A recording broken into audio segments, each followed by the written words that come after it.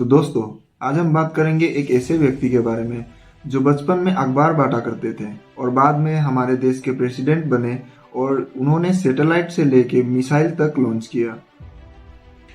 ये है the missile man of India, doctor APJ Abdul Kalam की कहानी। डॉक्टर एपीजे अब्दुल कलाम का जन्म 15 अक्टूबर 1931 रामेश्वरम, मद्रास में हुआ।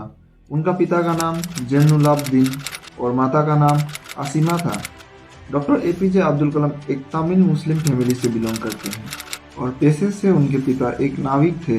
उनकी आर्थिक स्थिति काफ़ी खराब रही।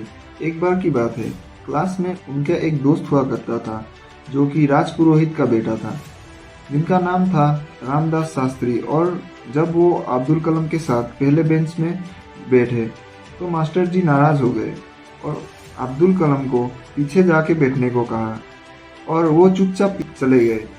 और उस दिन उन्होंने शपथ लिया कि वो पीछे बैठ के ही दुनिया बदलेंगे।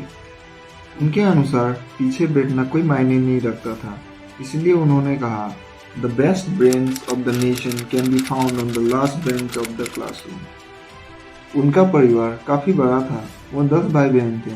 पैसों की कमी होती थी तो अपनी खर्चा निकालने के लिए उन्होंने अखबार बेचना शुरू किया, जिससे उन्हें कुछ पैसे मिल जाते। पर इसके पीछे और एक मोटिव था। जब वो अखबार बेचने जाते तो वो खुद सारा अखबार पढ़ लेते थे।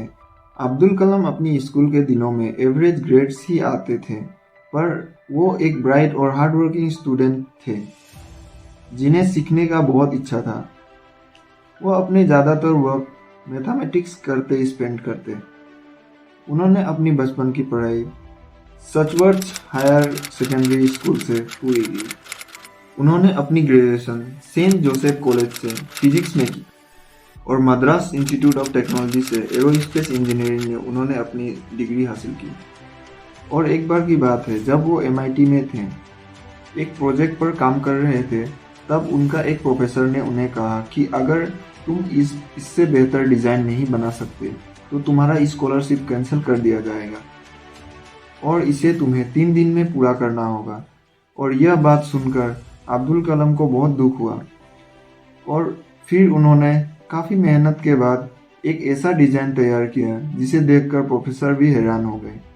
और जब उनकी पढ़ाई पूरी हुई, उन्हें 2 जॉब इंटरव्यू के ऑफर्स आए, एक मिनिस्ट्री ऑफ डिफेंस से और दूसरा एयरफोर्स से। और जैसे कि हम सब जानते हैं, अब्दुल कलाम सबसे ज़्यादा इंटरेस्टेड थे एयरफोर्स में, तो वो इंटरव्यू के लिए निकल गए, जहाँ टोटल कैंडिडेट्स 25 थे और सीट्स सिर्फ 8। और उनका रैंक आया था 9वें स्थान पर, जहां सिर्फ एक रैंक से बाहर हो गए। और अब इनके पास नौकरी बची थी सिर्फ मिनिस्ट्री ऑफ डिफेंस के, DRDO के। इन्होंने अप्लाई की और प्रमोट हुए और डॉक्टर विक्रम साराभाई के टीम में काम करने का मौका मिला। और वहां से उन्हें ट्रेनिंग के लिए नासा भेज दिया गया, पूरे 6 महीने के लिए। वहाँ ट्रेनिंग के दौरान नासा में अब्दुल कलाम को पर्सनैलिटी को लेके सोच में पड़ गए। नासा ने अब्दुल कलाम को अमेरिकन सिटीजनशिप और इंडिया से 5 गुना ज़्यादा सैलरी पे करने का वादा किया और कहा कि वो नासा के लिए काम करे। लेकिन अब्दुल कलाम एक देश प्रेमी थे। उन्होंने सोचा कि देश के लिए कुछ करना है और वो वापस आ गए। और यहाँ इन्होंने शुरुआती टीम में इसरो को ज्वाइन किया और सन 1963 में इंडिया का पहला साउंडिंग रॉकेट लॉन्च किया। और यहाँ इनकी कामयाबी को देखते हुए 1969 में इन्हें इसरो का डायरेक्टर प्रमोट कर दिया गया। और यहाँ से इनका दूसरा प्रोजेक्ट शुरू हुआ, SLV-3 सैटेलाइट लॉन्च व्हीकल को लेके। और 10 साल बाद सन 1979 में यह बन के तैयार हो गया। पर जब इसका लॉन्च किया गया तो ये फेल हो गया, जिसके कारण अब्दुल कलाम को बहुत सारे सवालों का सामना करना पड़ा, क्योंकि पूरी दुनिया की नज़र उनके ऊपर थी। पर फिर भी अब्दुल कलाम ने हार नहीं मानी और काफ़ी मेहनत के बाद सन 1980 में SLV-3 को सक्सेसफुली लॉन्च करके पूरी दुनिया को दिखा दी। और 1981 में अब्दुल कलाम को पद्म भूषण अवार्ड से सम्मानित किया गया।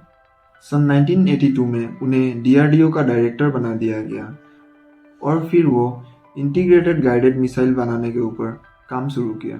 डॉक्टर एपीजे अब्दुल कलाम ने 1985 में त्रिशूल नाम के एक मिसाइल को लॉन्च किया और 1989 में पृथ्वी नाम के मिसाइल को लॉन्च किया। 1998 में उन्होंने ऑपरेशन शक्ति के नाम से सक्सेसफुली न्यूक्लियर वेपन का टेस्ट किया और उनके इस लगातार मेहनत को देखते हुए 1997 में उन्हें भारत रत्न से सम्मानित किया गया और 2002 में उन्हें देश का 11वें प्रेसिडेंट बना दिया गया।